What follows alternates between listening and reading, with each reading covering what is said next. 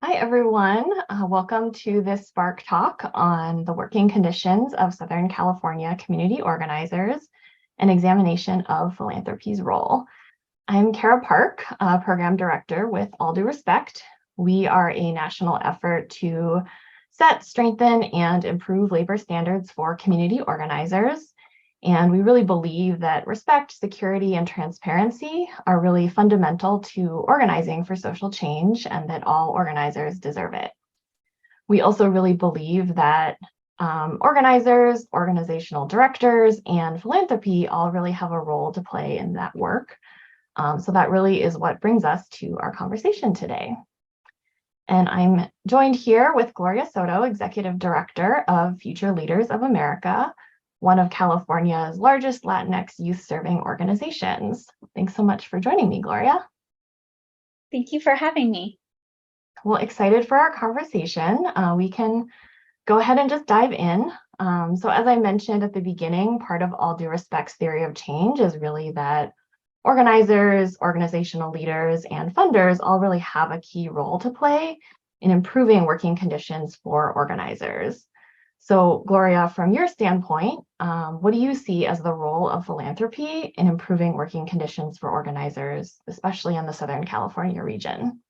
Philanthropy funders play such a vital role especially in this issue. Not only do they support organizations' missions, not only do they ensure that our organizations have the support needed to be able to fulfill the reason why we exist, but they also play a really key role in ensuring that that our team members, especially organizations that are engaging in organizing and advocacy work, that they have living wages, and that they have access to healthcare and housing. And as much as we want to think that responsibility solely falls on government, on outside institutions, there's also a really big role that employers play, and we as nonprofits are also part of that. We are employers. I think that in the state of California, nonprofits make up one of the largest employers, and so it's one of the largest sectors. And so we definitely need to do our part, and we can't do that without the support of philanthropy. And so when it comes to bettering or increasing working conditions for organizers, nonprofit employees, it's really going to take the support of funders and philanthropy, as well as the willpower from boards, nonprofit boards, and nonprofit leaders and executives. Because unfortunately,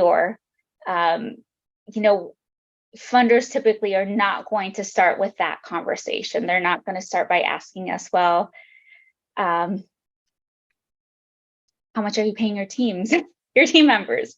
Are they satisfied with the working conditions at your workplace? And so it's really up to us as nonprofit leaders to engage in those conversations and say and be honest about the challenges that our employees face. And I think for us here at Future Leaders, we really started having those courageous conversations with our funders at the start of COVID-19, because we, as a nonprofit organization that is primarily serving Latino youth, our staff and our board are reflective of the communities that we serve. And so what we were seeing at our organization was, those most hardest hit by COVID-19 were our own staff members, were our team members, our coworkers. And so we needed to do what we could to ensure that they had what they needed, including access to mental health. And we couldn't do that without the support of philanthropy.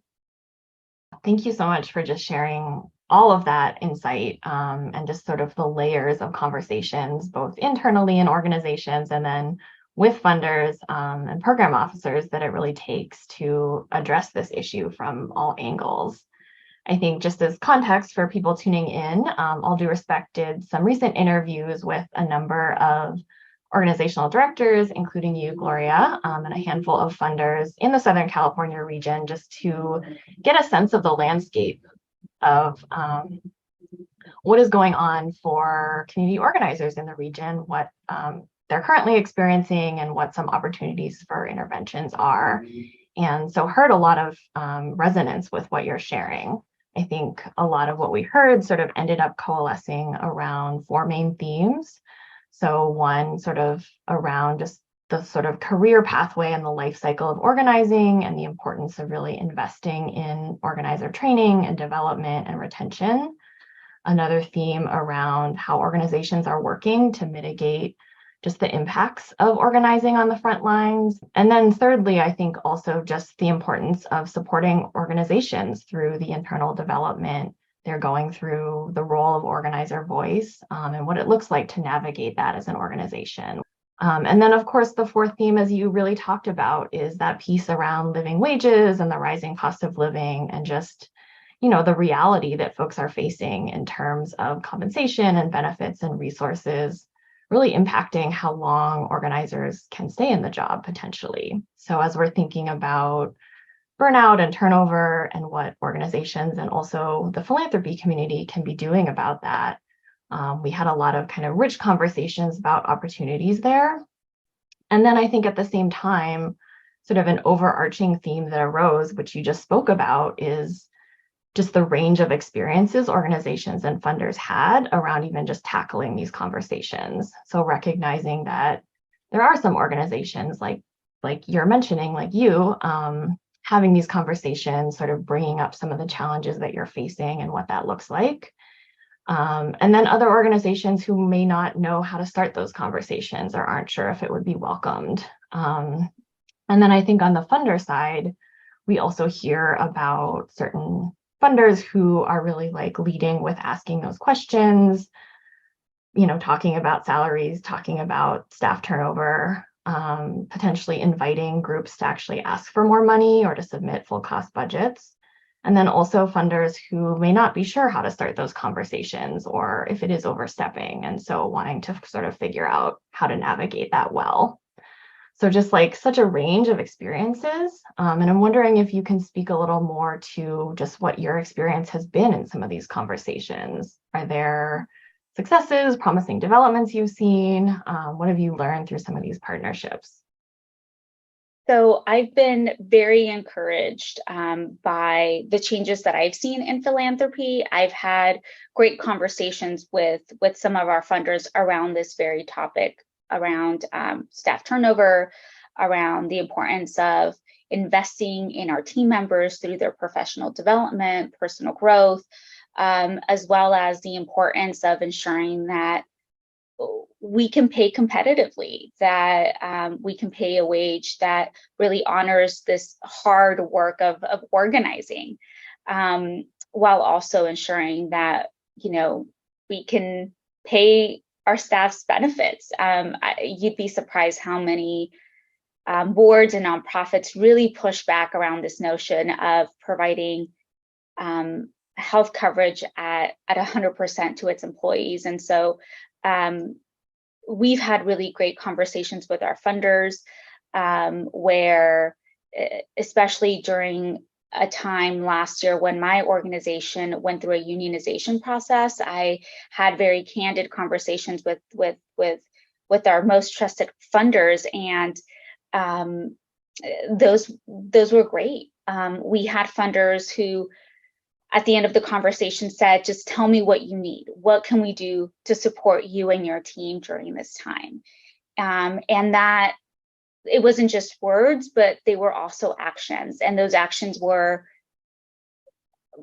core support grants of $100,000 to $200,000 to us. And really all we needed to submit was a 2-pager explaining what we were going to use those funds for the next year or two. And that trust that those funders had in our organization and in the work that we do, and really went a long way. Like that went towards paying attorney fees, that went towards ensuring that we can continue to to invest in our team members and really support the organization during this process, but most importantly, prepare us for increasing salaries for staff, which is so important. So we've had great conversations with funders. I'm very encouraged by those conversations, by their support and their willingness to really provide organizations what's needed. On the other hand, I've also had conversations with other funders where they're adamant and still providing support only for programming and not really wanting to invest in operations or administrative costs or even at times salaries if it doesn't mean that work is going back into programming. And so that can be really challenging, and especially where we live here on the Central Coast, it's cost of living just like anywhere in California, but especially in communities like Santa Barbara, it's challenging, and our team members cannot afford to work at $22 an hour.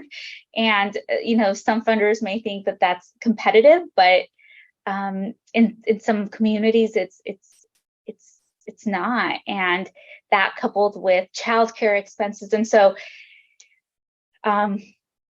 yes, there's been a lot of progress, and there is still so much work that needs to be done. And I'm really looking forward to seeing funders really leading the way, especially the funders that I've worked with and I've had really promising conversations. Like I'm really looking to them to lead and bring along other funders as well.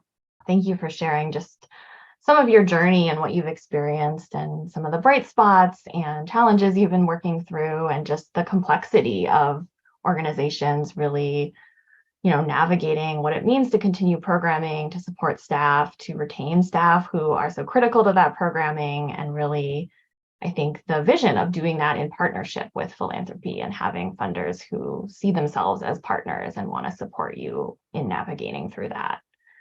As we kind of wrap up and come to the end of our time, I want to ask you just one final question of what's a takeaway or encouragement you might have for funders who are seeing this and really want to tackle some of this work in their foundations and communities?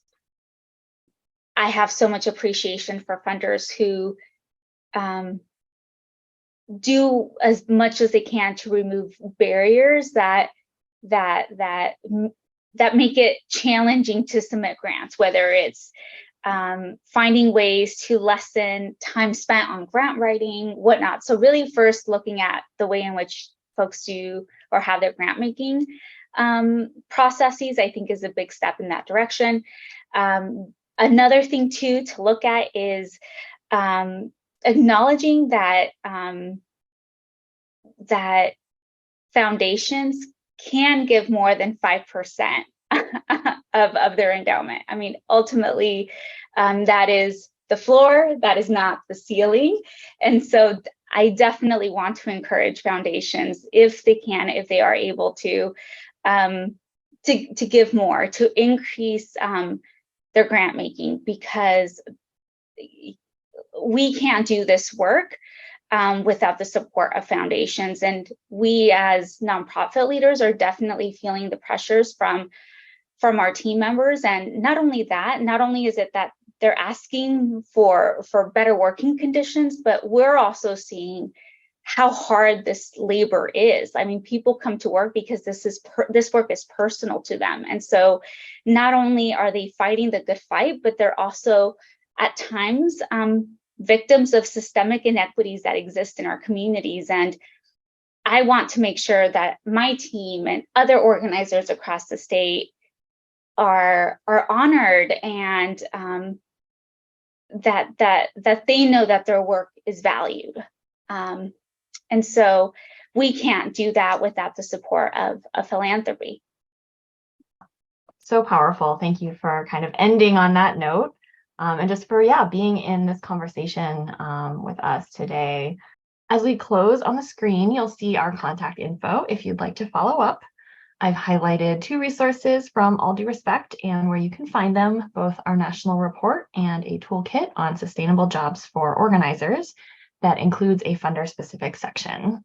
Hope you'll check them out, and thank you again for joining us today.